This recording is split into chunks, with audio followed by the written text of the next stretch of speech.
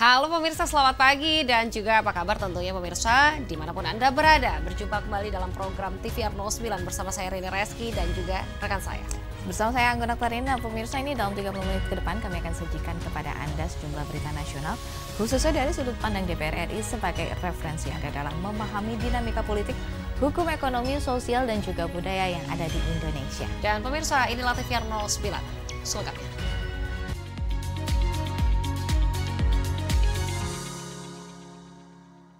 Kita awali berita pada pagi hari ini dari Wakil Ketua Komisi 1 DPR RI yaitu Sukamta yang mendorong rancangan undang-undang penyiaran dapat mengatur seluruh platform penyiaran, termasuk platform internasional agar dapat berkontribusi bagi perekonomian Indonesia.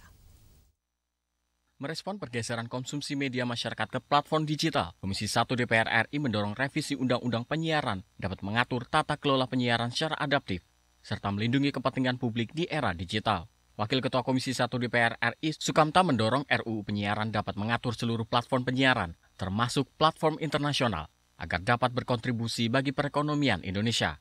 Selain itu, keberlanjutan televisi swasta terestrial dan kebebasan berekspresi juga perlu menjadi perhatian serius dalam pembahasan RUU Penyiaran.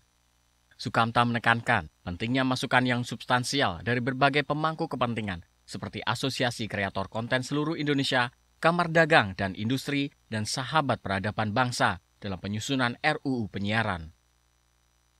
Nah, bagaimana pengaturan agar secara bisnis semuanya ini bisa jalan dengan baik, televisi swasta, terestrial bisa jalan, platform internasional bisa juga berkontribusi juga untuk ekonomi Indonesia, dan konten kreator bisa tetap bebas berekspresi namun sesuai dengan budaya bangsa secara konstruktif, budaya bangsa Indonesia yang dikatakan adiluhung ini. Nah, ini kan perlu ada regulasi yang memadai. Tadi juga didiskusikan tentang kesesuaian ya, kalau bicara isi itu kesesuaian antara definisi siaran dengan multiplatform. Komisi 1 DPR RI bersama pemerintah berkomitmen untuk menyelesaikan RUU Penyiaran secara efektif. Harapannya, RUU tersebut dapat mengakomodasi berbagai permasalahan penyiaran di era multiplatform. Tegar Aziz, TVR Parlemen, melaporkan. Pemirsa, Wakil Ketua Komisi 9 DPR RI Nihayatul Wafiro menyoroti kendala dalam penanganan TBC karena keterbatasan alat deteksi. Dan juga di sini SDM spesialis paru yang belum merata serta masih kurangnya kemandirian Indonesia dalam produksi obat. Melalui Panja Pengawasan Percepatan Eliminasi Tuberkulosis atau TBC, Komisi 9 DPR RI menegaskan komitmennya dalam mengawal dan memastikan penanganan kasus TBC di Indonesia dapat berjalan efektif. Wakil Ketua Komisi 9 DPR RI Nihayatul Wafiro menyoroti kendala dalam penanganan TBC karena keterbatasan alat deteksi, SDM spesialis paru yang belum merata, serta masih kurangnya kemandirian Indonesia dalam produksi obat. Ia juga mengungkapkan kendala geografis Indonesia yang menyebabkan keterlambatan diagnosis sehingga berakibat pada resiko penularan lebih luas. Nihayatul menilai masih rendahnya kesadaran masyarakat akan bahaya TBC juga perlu mendapatkan perhatian serius pemerintah. Nah, tentunya kita perlu sangat waspada bagaimana untuk bisa menurunkan TBC ini. Permasalahannya masih cukup banyak. Salah satunya yang paling mendasar adalah kesadaran masyarakat bahwa ini penyakit menular. Yang kedua adalah kita untuk mendeteksi TBC ini peralatan kita masih kurang cukup banyak. Karena untuk mendeteksi TBC yang paling mudah adalah cek untuk dengan ada alat namanya TCM dari air liur kita dan sebagainya. Cuman itu posisinya di Indonesia belum cukup banyak. Di samping itu obatnya kita juga masih belum punya kemandirian obat. Dan yang selanjutnya adalah SDM kita yang masih kurang. Komisi 9 DPR RI mendorong pemerintah dapat meningkatkan dukungan anggaran eliminasi TBC dalam rangka mendukung program percepatan atau quick win, khususnya di bidang kesehatan. Komisi 8 juga menekankan pentingnya edukasi masyarakat tentang lingkungan sehat, distribusi obat yang merata, dan penguatan layanan primer di daerah 3T. Trihandoko, TVR Parlemen, melaporkan. Pemirsa, Banggar DPR RI menilai produk lokal sudah memiliki standar mutu dan juga regulasi yang baik, sehingga sangat berpeluang untuk dipasarkan ke berbagai negara, khususnya kawasan Eropa dan juga Timur Tengah. Nah, pemirsa, informasi selengkapnya akan kami hadirkan usai jeda. Tetap bersama kami di TV Arnold.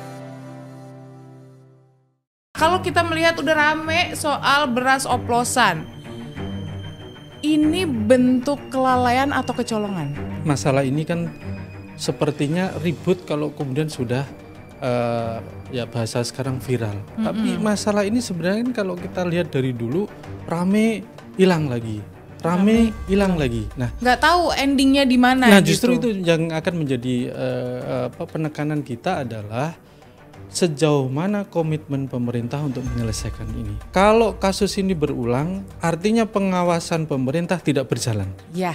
Kan itu kuncinya di situ. Kalau kemudian pengawasan kemarin kurang efektif, maka lembaga ini harus dievaluasi. Bukan cuma administrasi ya sanksinya ya? Kalau menurut saya memang kalau ada pengusaha yang memang dari awal niatnya untuk mengambil keuntungan besar tadi, kalau saya bisa untung 4.000, kenapa harus ngambil 3.000? Itu tidak sekedar kemudian dicabut izin usahanya paling tinggi, pidana. Lagi-lagi yang sering saya sampaikan, pemerintah harus menguasai stok pangan kita.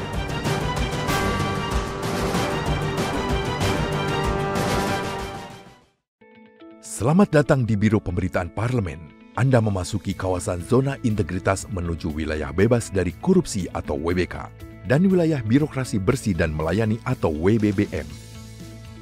Biro Pemberitaan Parlemen berkomitmen penuh untuk mewujudkan wilayah bebas korupsi dan wilayah birokrasi bersih dan melayani.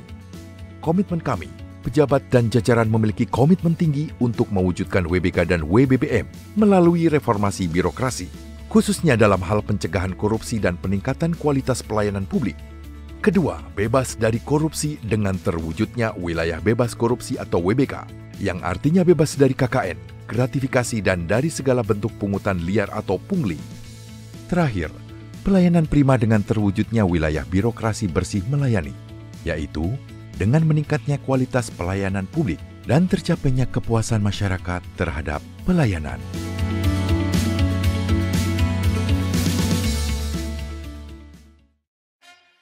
Yuk kita kenalan dengan anggota DPR RI periode tahun ini.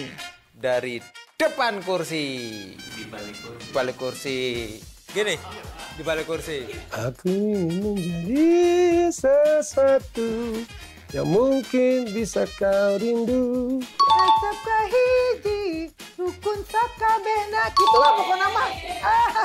Semakin penasaran kan bagaimana kiprah karir politiknya? Hanya di TVR Parlemen.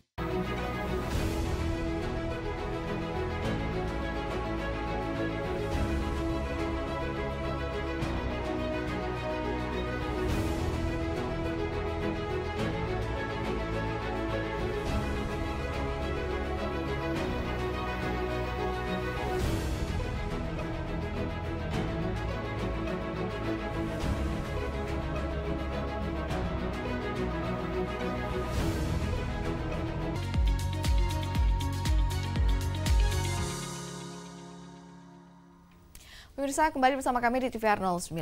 Dan pemirsa, di sini Wakil Ketua Badan Anggaran DPR RI yaitu Muhyiddin Muhammad Said mendorong pemerintah untuk meningkatkan perlindungan dan juga memfasilitasi promosi produk UMKM agar berdaya saing global. Wakil Ketua Badan Anggaran DPR RI Muhyiddin Muhammad Said mendorong perluasan pasar tekstil ke Eropa dan Timur Tengah sebagai respon dari penerapan tarif resiprokal terhadap produk Indonesia oleh Amerika Serikat. Muhyiddin menilai produk lokal memiliki standar mutu dan regulasi yang baik, sehingga sangat berpeluang untuk dipasarkan ke berbagai negara, khususnya kawasan Eropa dan Timur Tengah. Oleh karena itu, Muhyiddin mendorong pemerintah untuk meningkatkan perlindungan dan memfasilitasi promosi produk UMKM agar berdaya saing global. Muhyiddin berharap dengan bergabungnya Indonesia dalam forum BRICS menjadi peluang negosiasi dagang baru baik secara regional maupun bilateral. Kita lihat kemarin bahwa Pak Prabowo Presiden kita sudah membuka pasar di negara-negara Eropa. Ya, melakukan suatu kunjungan yang sangat baik sekali. Penyambutan negara-negara Eropa cukup bagus dan Pak Prabowo sudah menyatakan bahwa baik di Prancis maupun di Belgia, di mana pusatnya Uni Eropa, di situ sudah mengatakan bahwa kita akan menghidupkan kembali MOU yang pernah kita sepakati tahun 10 tahun yang lalu untuk memperluas pasar Indonesia. Jadi Indonesia sekarang tidak mengharap terlalu banyak kepada negara-negara besar. Negara kita akan berupaya, pemerintah akan berupaya memperluas pasar. Bukan hanya di Amerika, bukan hanya di China, tapi kita juga seluruh negara Eropa yang punya potensial selalu cukup besar. Di samping itu di negara-negara Timur Tengah. Amerika Serikat menjadi penyumbang surplus perdagangan non-migas Indonesia tahun 2024, yakni sebesar 16,08 miliar dolar dari total sebesar 31,04 miliar dolar AS. Ekspor non-migas Indonesia ke Amerika Serikat meliputi garmen, peralatan listrik, alas kaki, dan minyak nabati. Hilman dan Fajar, TVR Parlemen, melaporkan. Anggota Komisi 11 DPR RI menilai anggaran belanja birokrasi Kemenkyu dapat dipangkas dan dialihkan ke sektor teknis, khususnya pembangunan dengan infrastruktur dan juga pelayanan sosial. Anggota Komisi 11 DPR RI mengkritik alokasi anggaran Kementerian Keuangan yang dinilai terlalu besar untuk belanja birokrasi.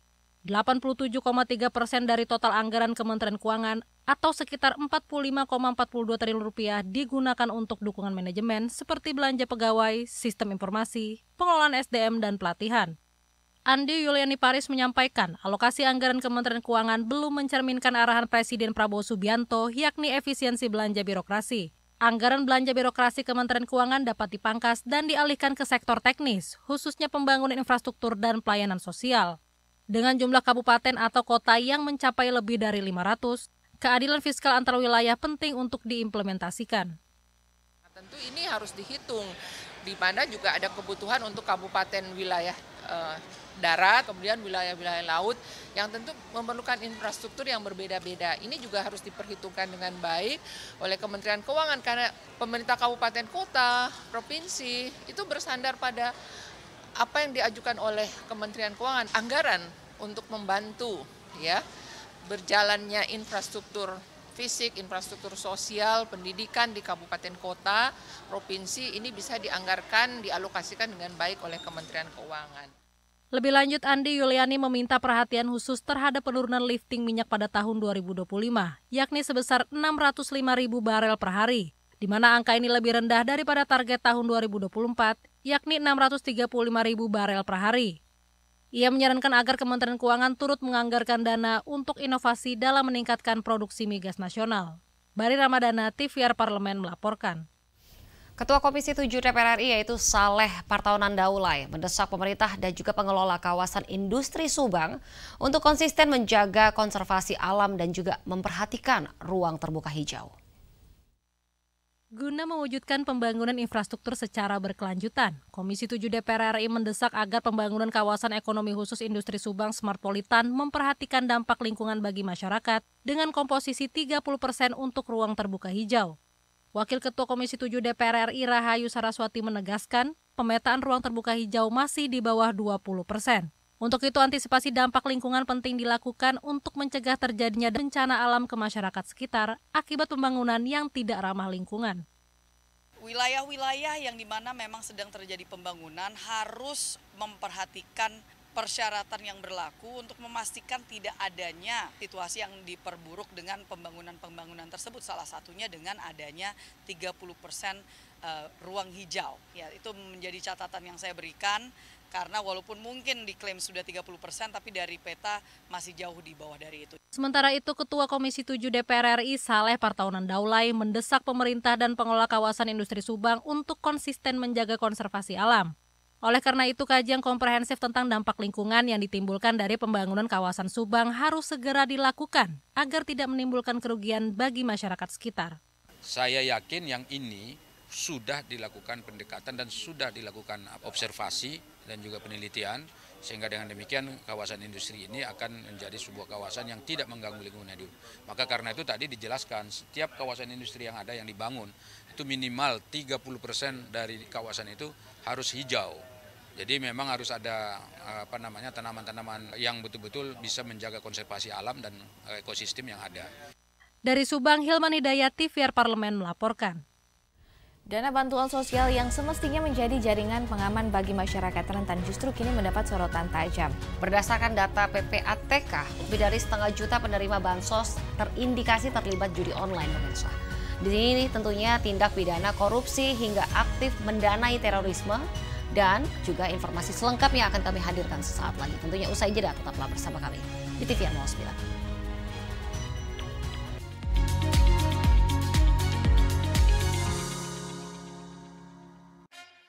Yuk kita kenalan dengan anggota DPR RI periode tahun ini. Dari depan kursi. Di balik kursi. Gini, di balik kursi. Aku ingin menjadi sesuatu yang mungkin bisa kau rindu. Asap kahiji, rukun sakabehna. Itulah pokoknya mah.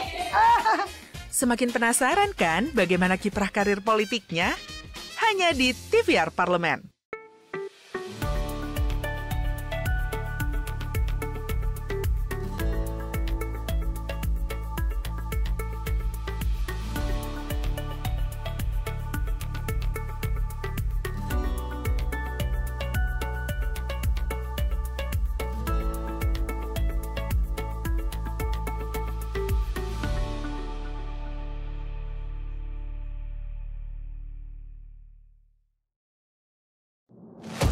Bapak Ibu ini kan orang-orang pintar setaunya saya di Kemendikbud. Ya, hakim yang memutuskan vonis bebas mereka sakit semua. Kalau memang ada yang terlibat, langsung pecat Pak, langsung beri sanksi. Usulkan.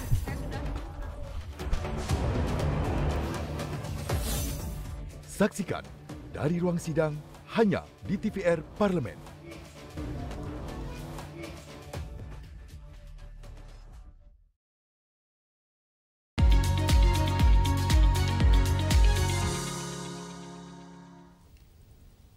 Kita kembali di TVR 09. Ketika bansos justru menjadi celah pembiayaan aktivitas ilegal, ini bukan hanya mencerminkan kegagalan birokrasi, namun merupakan ancaman serius terhadap keamanan negara. Miris tentunya pemirsa, dan di sini dari dugaan penyelewengan hingga lemahnya pengawasan distribusi, tentunya DPR RI mendorong evaluasi menyeluruh sistem bansos. Penelusuran dan juga harus tuntas dan aparat diminta bergerak cepat. Nah, pemirsa, simak liputan mendalam yang telah dikemas oleh tim redaksi TVR Parlemen dalam segmen editorial Parlemen berikut ini.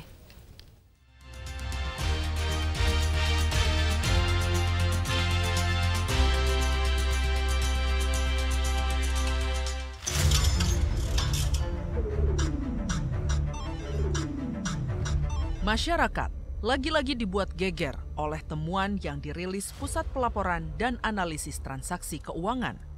PPATK mengindikasikan lebih dari 500 juta penerima bansos terlibat judi online dengan nilai transaksi yang fantastis, yaitu mencapai 1 triliun rupiah. Yang tak kalah mengejutkan, sebagian dari penerima bansos juga diduga terlibat dalam tindak pidana korupsi hingga aktif mendanai terorisme. Data ini dibeberkan setelah PPATK melakukan pencocokan nomor induk kependudukan atau NIK penerima bansos dengan nomor rekening yang digunakan untuk bertransaksi judi online. Hasilnya di tahun 2024, lebih dari 571.000 penerima bansos aktif bermain judi online. Tak tanggung-tanggung, jumlah transaksi dicatat mencapai 7,5 juta kali dengan total hampir 1 triliun rupiah. Kepala PPATK Ivan Yustiavandana menyebut pengecekan baru dilakukan terhadap penerima bansos di salah satu bank himbara. Artinya, angka ini masih berpotensi meningkat jika pengecekan dilakukan di seluruh rekening penerima bansos. Data yang tidak valid lagi-lagi jadi biang kerok. Persoalan data lagi-lagi jadi penyebab karut-marut pemberian subsidi. Karena bersifat dinamis dan terus berubah, sudah seharusnya pemerintah memvalidasi data secara berkala dan berlapis. Data di tingkat pusat perlu disinkronkan dengan data-data masyarakat hingga ke tingkat mikro, sehingga penyaluran subsidi bisa tepat sasaran. Perubahan data terpadu kesejahteraan sosial menjadi data terpadu sosial ekonomi nasional tak boleh hanya mengubah judul saja, tetapi harus jadi solusi mengakar. Metode pengambilan dan pemutakhiran data, penentuan kelayakan menerima bansos, hingga mekanisme pemberian bantuan harus diatur dengan jelas. Kalau saya pikir validasi datanya itu jangan satu titik. Jangan satu titik itu misalkan kita berdasarkan dari data Kemensos saja. Tetapi datanya betul-betul dari bawah juga diterapkan. Dalam hal dari pemerintah desa misalkan. Dari pemerintah desa dari RT, RW setempat yang betul-betul validasi tepat sasaran bahwa masyarakat ini adalah masyarakat yang miskin ke bawah gitu ya, menengah ke bawah gitu. Jangan sampai mereka asal data, kemudian begitu diklarifikasi datanya tidak tepat. Ini yang harus dilihat karena sudah terbukti banyak yang data-data yang selama ini banyak yang tidak valid tapi tetap mendapatkan bansos. Oleh karena itu data terpadu baik dari Kementerian Sosial kemudian yang dirilis daripada Badan Statistik Nasional ini yang harus kita pegang sehingga betul-betul bisa kemudian pelaksanaannya, pengawasannya harus terpadu sehingga bisa kita ketahui sasarannya sudah sesuai dengan apa yang kita inginkan. Pemerintah mengancam akan memasukkan para pelaku penyalahgunaan bansos untuk judol ke dalam daftar hitam. Namun, penyelesaian persoalan ini tak boleh berhenti di situ. Kedepannya, pemerintah harus melakukan evaluasi kebijakan pemberian bansos secara menyeluruh, mulai dari akurasi data, jenis bantuan yang tepat, mekanisme distribusi bansos, hingga mengkaji efektivitas dan dampak dari kebijakan ini. Bansos mulanya diberikan sebagai jaring pengaman, sebagai solusi jangka pendek bagi masyarakat untuk bertahan. Secara jangka panjang, pemerintah harus memikirkan cara memberdayakan masyarakat secara berkelanjutan agar mampu keluar dari kemiskinan. Pemerintah harus memegang peranan besar dalam mengangkat dan meningkatkan harkat hidup rakyat agar judol tak mampu lagi menjerat. Bantuan sosial sifatnya stimulan untuk mensupport dalam jangka waktu yang tertentu. Jadi perlu koordinasi juga dengan pemerintah daerah dalam rangka meningkatkan taraf hidup mereka. Sehingga kita perlu mencarikan program-program yang mereka bisa keluar dari kemiskinan. Tim Redaksi TVR Parlemen melaporkan.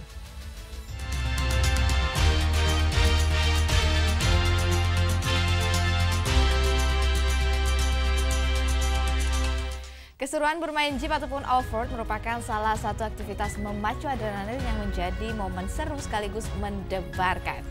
Medan yang terjal, sulit, dan juga beragam tentunya menjadi tantangan tersendiri. Sembari menikmati keindahan alam dan juga memanjakan mata. Nah, seperti apa dan bagaimana aktivitas ekstrim yang memicu adrenalin ini? Jangan kemana-mana pemirsa, tetaplah bersama kami di TVR 09.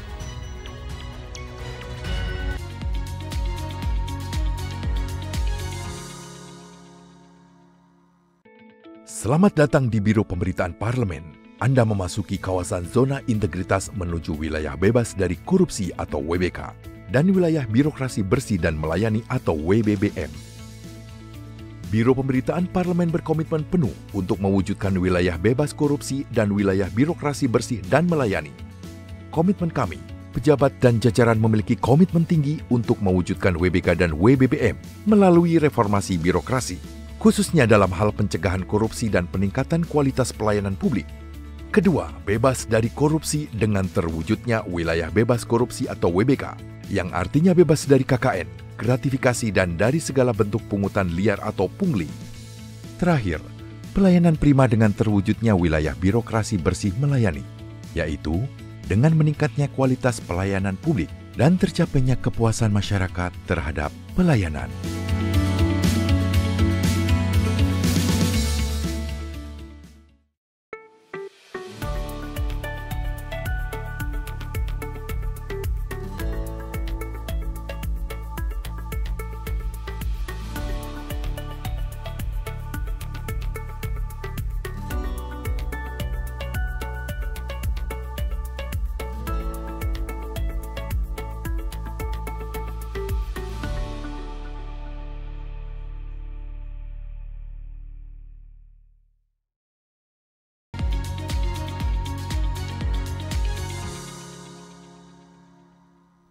Kita kembali di TVR 09 pemirsa. Aktivitas atau olahraga ekstrim ternyata nih memiliki banyak manfaat bagi kesehatan mental kita seperti mengurangi stres, meningkatkan rasa percaya diri, serta meningkatkan interaksi sosial dengan orang lain. Tentunya pemirsa, selain menjadi hiburan yang menantang adrenalin, bermain wahana ekstrim juga dapat menjadi pengalaman menarik bagi para pecinta sensasi menantang. Dan tanpa berlama-lama lagi pemirsa, mari kita saksikan aktivitas ekstrim yang memicu adrenalin pada segmen Intips, Informasi dan Tips berikut ini.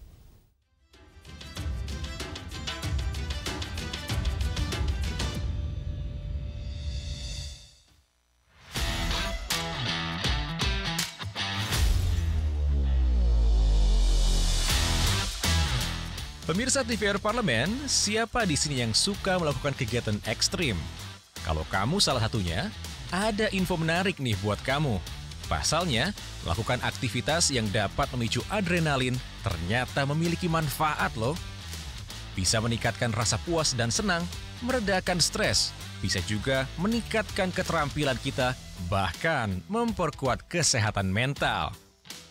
Jadi, tidak ada salahnya sesekali melakukan aktivitas seru yang memicu adrenalin. Apalagi kalau sedang berlibur dan melepas penat ya. Nah, berikut beberapa aktivitas seru dan memicu adrenalin yang bisa jadi referensi kamu. Bermain jeep atau off-road. Aktivitas seru yang satu ini tentu bisa memacu adrenalin kamu. Melintasi medan yang kasar di alam terbuka tentu jadi momen seru sekaligus mendebarkan. Bukan hanya pengemudi yang harus lihai melalui trek yang sulit dan beragam, penumpang lain di dalam jeep juga harus berpegangan kuat nih pemirsa. Oh iya nih, para pecinta off-roading juga sering melakukannya dengan berkelompok. Selain semakin seru, ternyata kegiatan ini bisa menjadi momen membangun hubungan sosial dengan orang-orang yang memiliki minat yang sama. Mendaki gunung.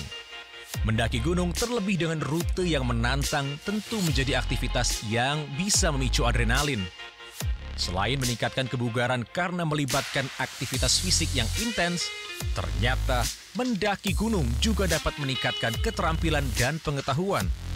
Kenapa tidak? Karena dengan mendaki, kita bisa mengembangkan keterampilan navigasi, survival, dan memperluas pengetahuan tentang alam. Apalagi, Indonesia terkenal dengan banyak gunung yang menarik untuk didaki, pemirsa. Yuk dicoba! Skydiving dan bungee jumping adalah dua aktivitas ekstrim yang seringkali memicu adrenalin. Keduanya sama-sama aktivitas melompat dari ketinggian. Bedanya, skydiving terjun bebas dari pesawat udara atau balon udara dengan menggunakan parasut, sedangkan bungee jumping melompat dari ketinggian dengan seutas tali karet yang diikatkan ke tubuh kita. Kedua aktivitas ekstrim ini memberikan pengalaman mendebarkan yang dapat meningkatkan perasaan puas, kepercayaan diri, dan meredakan stres, tetapi juga ada risikonya. Jadi, harus dipastikan ya, melakukan aktivitas ini dengan instruktur yang berpengalaman, menggunakan peralatan yang aman, dan mengikuti pedoman keselamatan yang ketat. Bermain wahana ekstrim. Memicu adrenalin dengan bermain wahana ekstrim sepertinya banyak menjadi pilihan ya. Kita hanya perlu mengunjungi taman hiburan dengan wahana ekstrim seperti roller coaster dengan kecepatan tinggi, wahana air yang curam, wahana berputar, dan masih banyak lagi. Selain menjadi hiburan yang menantang adrenalin, bermain wahana ekstrim juga bisa menjadi pengalaman seru dengan orang terdekat. Masih banyak aktivitas lain yang memicu adrenalin dan dapat pemirsa coba. Aktivitas air seperti rafting, berselancar, dan parasailing. Selain itu, bermain paintball, ataupun sekedar bermain video game bersama teman, ternyata bisa memicu hormon endorfin yang bisa membuat kita bahagia loh. Sekian informasi untuk kali ini. Pastikan tetap memprioritaskan keamanan dan keselamatan ketika melakukan aktivitas ekstrim ya.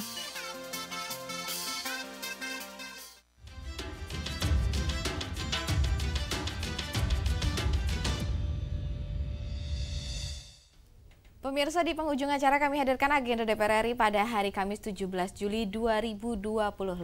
Pemirsa, pada pukul 10 waktu Indonesia Barat akan ada rapat dengar pendapat umum Badan Legislasi dengan Presiden Eksekutif Komite Pusat Partai Buruh. Lalu pada pukul 15 waktu Indonesia Barat atau di pukul 3 akan ada rapat kerja Komisi 10 DPR RI dengan Menteri Kebudayaan. Dan juga tentunya sejumlah agenda dan program lainnya dapat Anda akses melalui kanal YouTube TVR Parlemen atau melalui website tvrparlemen.dpr.go.id. Baik pemirsa TVR Parlemen, demikianlah TVR 09 edisi pagi hari ini. Segenap kru TVR Parlemen yang bertugas mengucapkan terima kasih telah menyaksikan TVR 09 hari ini. Saya Anggun Oktarini dan juga rekan saya Rini Reski. Sampai jumpa di TVR 09 selanjutnya. TVR Parlemen, referensi Indonesia.